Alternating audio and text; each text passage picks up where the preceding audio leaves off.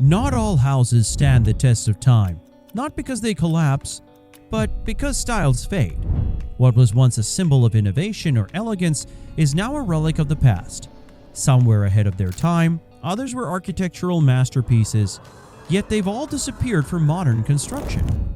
In this video, we're exploring 10 house styles that were once popular but are no longer built today. Why did they rise? Why did they vanish? And could any of them make a comeback in today's world of sleek modern homes? Let's find out. Number 1. Octagon House. During the mid-19th century, there existed a strange housing phenomenon called the Octagon House. Based on the principles of efficient living, according to Orson Squire Fowler, they built these houses to maximize space, air, and sunlight because they were octagonal buildings. Additional windows could be accommodated, so interiors had proper lighting and ventilation also improved. Central spiral staircases and cupolas for ventilation even found their way into some of them. Yet in spite of their innovative design, they had a number of colossal flaws. Their irregular shape made it difficult to install furniture within them, and their roofs leaked because of their complicated angles. Over time, as people started to appreciate simple rectangular shapes more, the octagon house went out of style.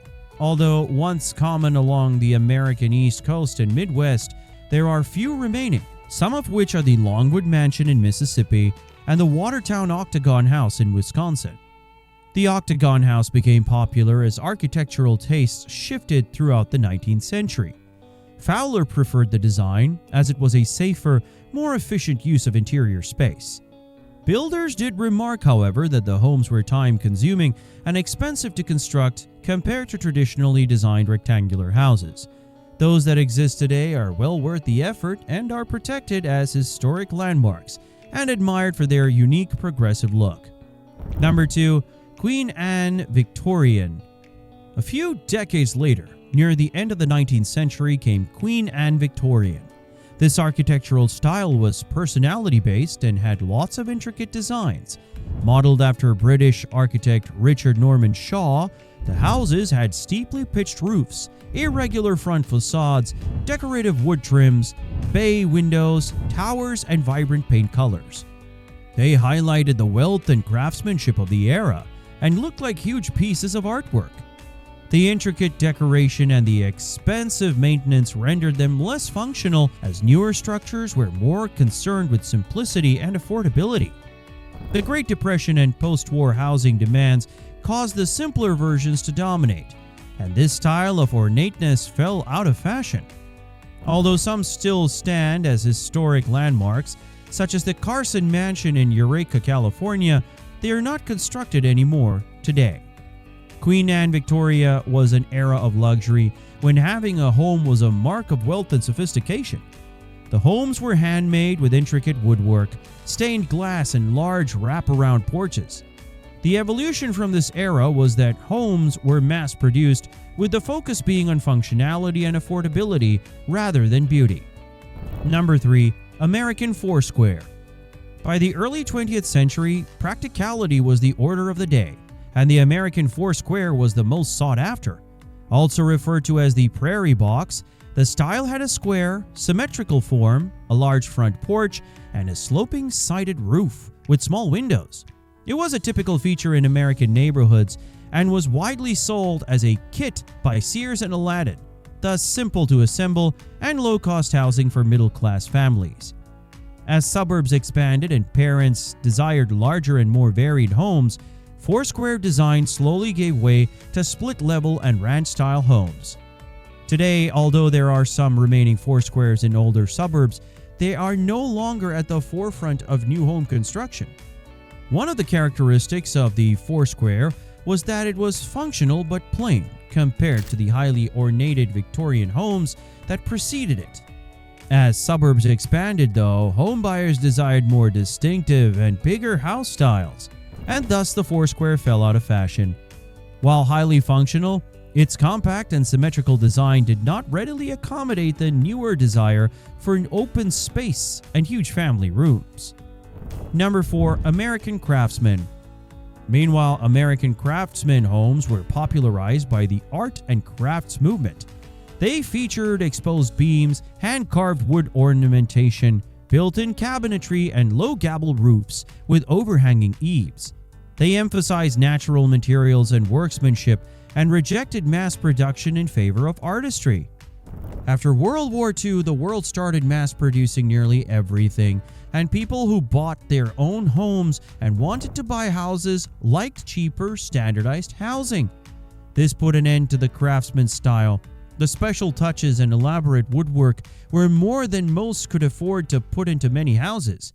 One can still see gorgeous examples such as the Gamble House in Pasadena, California, but new homes in this style are not common. The craftsman home was more than a dwelling. It was a design ethos that placed a premium on handmade looks and quality materials.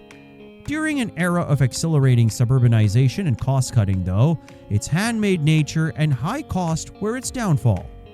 Number 5. Shotgun House. Shotgun houses were highly prevalent in the southern part of the United States, particularly in New Orleans. They were compact and economical, and all the rooms stood consecutively from front to rear, which ensured proper ventilation. They were not costly to construct, and hence working-class families liked them, particularly in townships where land was limited. As the cities expanded and zoning regulations altered, individuals began opting for homes with additional rooms and in suburbs. The architectural style of shotgun houses lacked privacy, and a majority of individuals favored bigger homes with additional rooms, and shotgun houses consequently went out of popularity, although a few shotgun houses were conserved since they are of historic and cultural significance. They are not the favored option for residences anymore. The shotgun house shows that design is practical. It is constructed in such a way that it can fit on tiny lots and make efficient use of city land.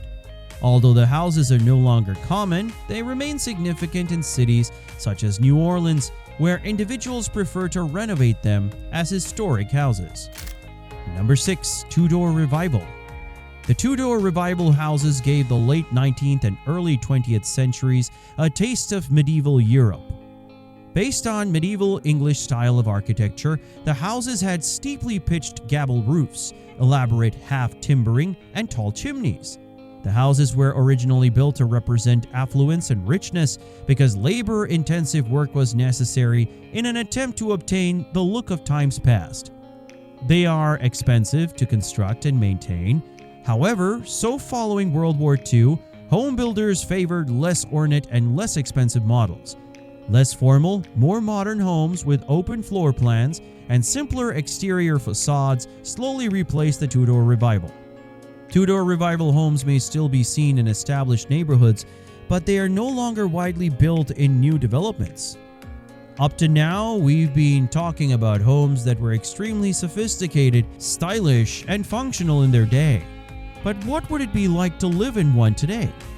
Imagine starting the day in a tall Queen Anne Victorian, navigating the unusual floor plan of an octagon house, or entertaining at a dinner party in the large rooms of a Greek revival mansion. But the question on everyone's mind is, if you could revive one of these retro home styles, which would you resuscitate? Would you go for the looks and craftsmanship of yesterday? Or do you believe simplicity and openness are the key to the future with newer designs? Let's examine the final 4 house types that have become extinct and determine whether any are worth bringing back. Number 7. Greek Revival.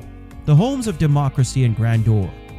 In the early 19th century, if you needed a house that could announce power, grace, and democracy, Greek Revival was the way to go.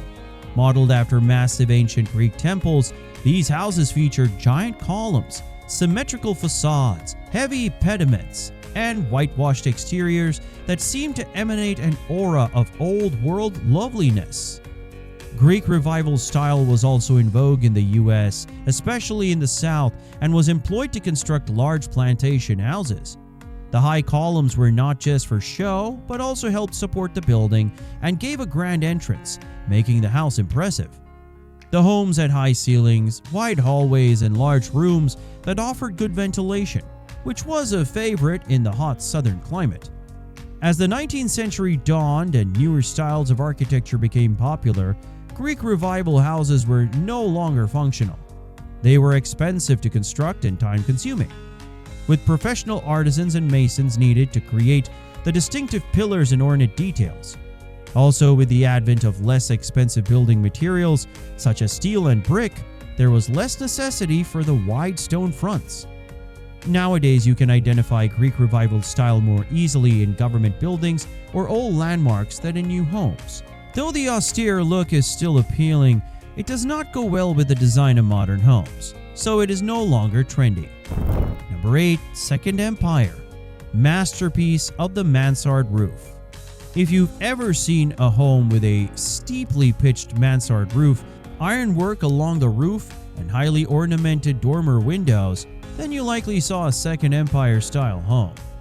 The style of home was made popular from the 1850s to the 1880s and was influenced by Napoleon III's France's ornate buildings. One of its defining features was the mansard roof, not just for aesthetics. The style created additional living space in the attic, which was occasionally utilized as additional bedrooms or as servant quarters. The pitch was also practical in areas where heavy snowfall was prevalent, as the snow could more easily slide off. These houses symbolized affluence when they were constructed. They were often constructed for the affluent individuals in cities such as New York, Boston, and Philadelphia. Their elaborate trimmings, grandeur, and application of brick, stone, and metal made them popular with many. But as the 20th century progressed, Second Empire homes lost popularity. Their excessive ornamentation meant that they needed a lot of maintenance, and while the mansard roof was functional, it was expensive to replace. And with the priority that modern architecture gave to simplicity, Second Empire homes' excessive ornamentation was superfluous. These homes are largely reused as museums, inns, or public buildings today. But what of constructing new homes? The Second Empire style is a relic of the past, as is its opulence and elegance. Number 9. Gothic Revival. Homes full of intrigue and suspense. Gothic Revival homes were a special type of 19th century home. They were dark, dramatic, and historical. Gothic Revival homes were modeled after medieval European castles and churches. Gothic Revival homes featured steeply pitched roofs, pointed arches, intricate woodwork, and tall spires. Gothic Revival was not merely what it appeared to be. It was a response to the industrial age, when people were looking for good quality work and an element of history. Homes typically had intricate stained glass windows, high ceilings, and elaborate stone or brick adornments that made them appear as if they could have been out of a Gothic novel. The greatest drawback? They were costly to construct and repair. Their intricate woodworking needed proficient craftsmen, and their pitched roofs and pointed windows were challenging to fix. In addition, as the 20th century ushered in simpler and more functional forms of housing, Gothic Revival homes started to vanish. Such homes are a rarity to find nowadays. They can only be found in the old towns or rebuilt as schools, churches, or museums. Their offbeat and irregular appearance still has takers, but with new houses constructed, those days are never revisited. Number 10. Richardsonian Romanesque. The castles of America. If you ever dreamed of living in a fortress-like home with soaring arches, massive stone walls, and a castle-like appearance, then the Richardsonian Romanesque style would have been your favorite.